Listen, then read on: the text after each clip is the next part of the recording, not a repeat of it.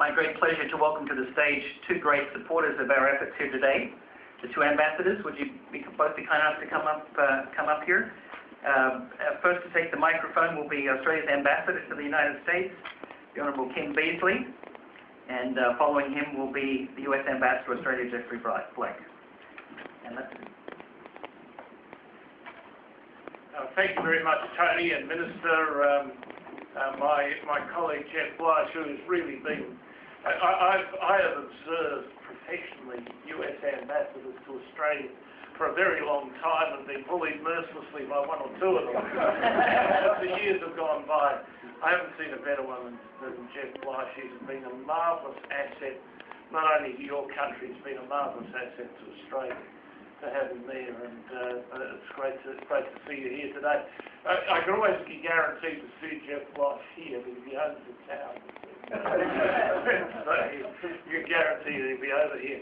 Look, I'm going to speak only very briefly because from the Australian point of view, the person you want to listen to today is Minister Dreyfus, because he has a very substantial story to tell that will be of some fascination to people in attendance. I just want to talk very, very briefly about how this fits into what is a growing, burgeoning Australian-American relationship.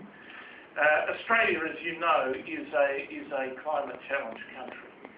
What was already a bad situation in Australia with dryness, driest continent in the world, is becoming worse, except in areas where we don't particularly want the amount of rain that we're getting.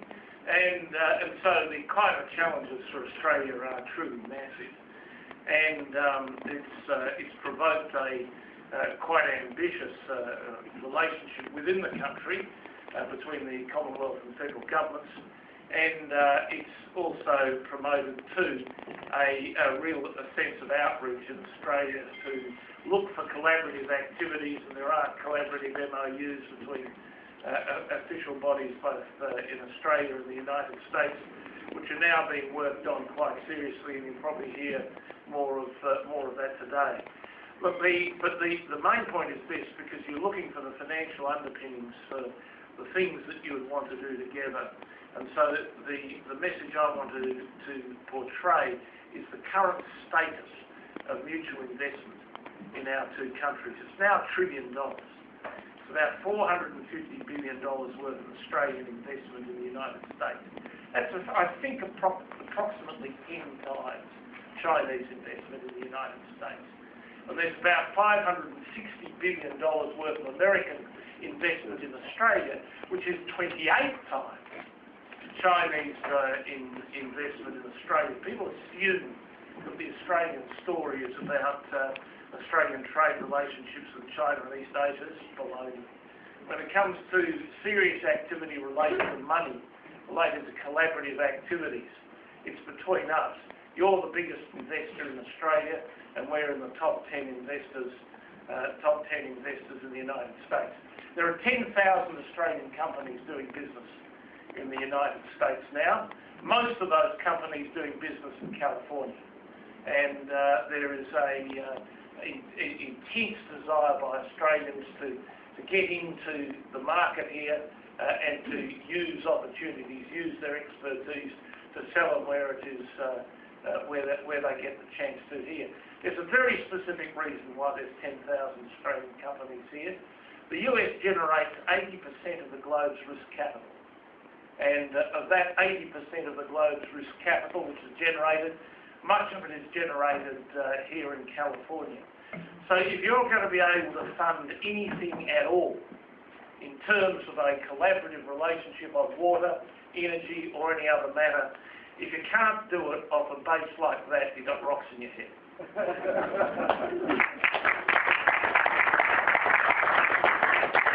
Well, it's always hard to follow Kim Beazley, but let me just return the compliment. No one, there is no more effective ambassador for any country in the world than in DC than Kim Beazley. He has access to everyone. Secretary Clinton, she can't be with every ambassador. He's got 190 in DC.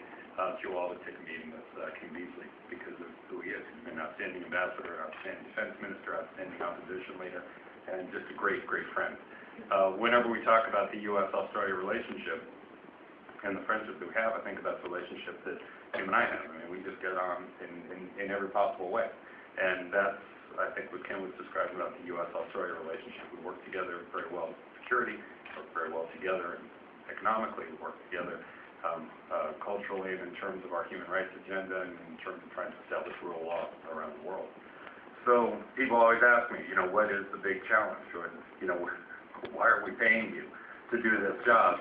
Because you get on so easily. And I tell them in all candor that the biggest challenge between our two countries today is Hugh Jackman.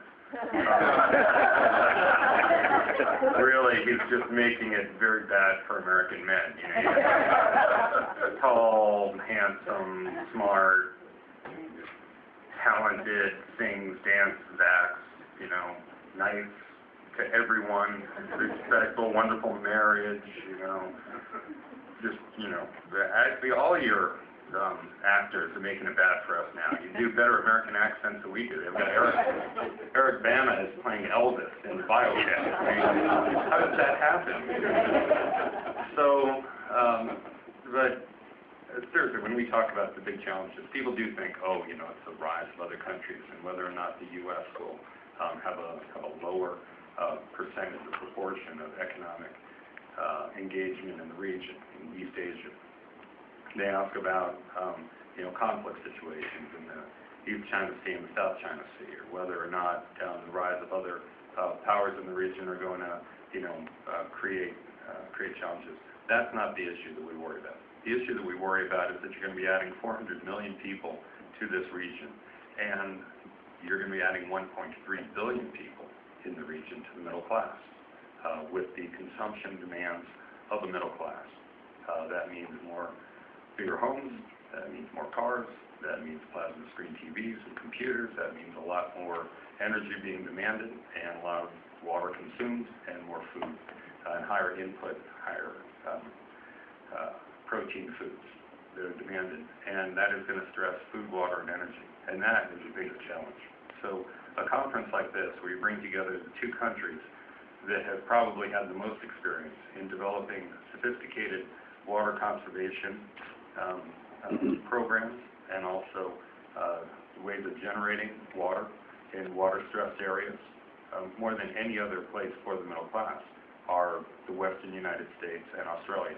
So this is a very important conference, and I do encourage you, as Karen suggested, that it's more than just talk at this point. We are facing a cliff. And not one of our own making this time.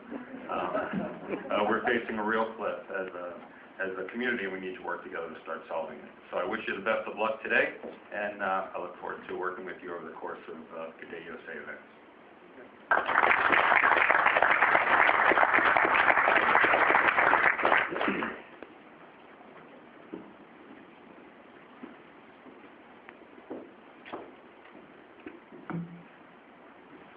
Thank you, Ambassador. It's a great pleasure to hear Ambassador Beasley mention baloney and rocks in the head in the same speech. Nothing could be more multinational.